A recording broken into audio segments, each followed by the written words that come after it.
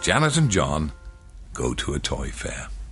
Today, Janet and John are going to a toy fair. The toy fair is in the village hall. See, Janet and John walk down the lane. John is so excited, Janet has to put his reins on to stop him running into the road. When Janet and John arrive at the village hall, there are lots of stalls and lots of toys.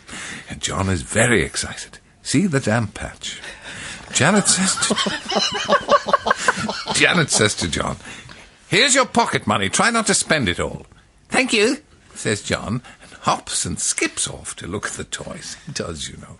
And while John is gone, Janet goes for a cup of tea with Mrs. M from the corner shop. John sees a big stall selling toy cars and trucks and fire engines. See John looking at some model sports car.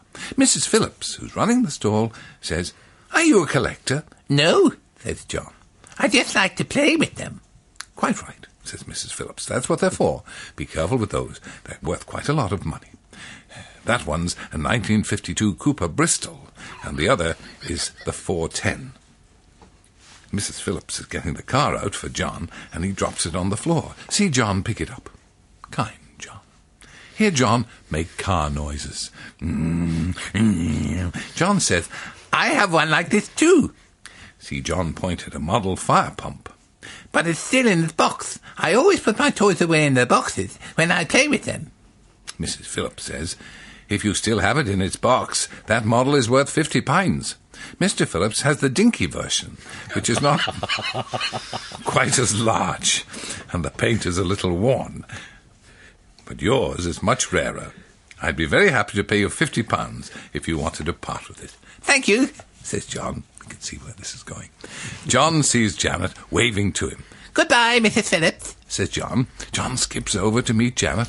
Janet has bought an old wooden hobby horse. "Did you spend any pocket money?" says Janet.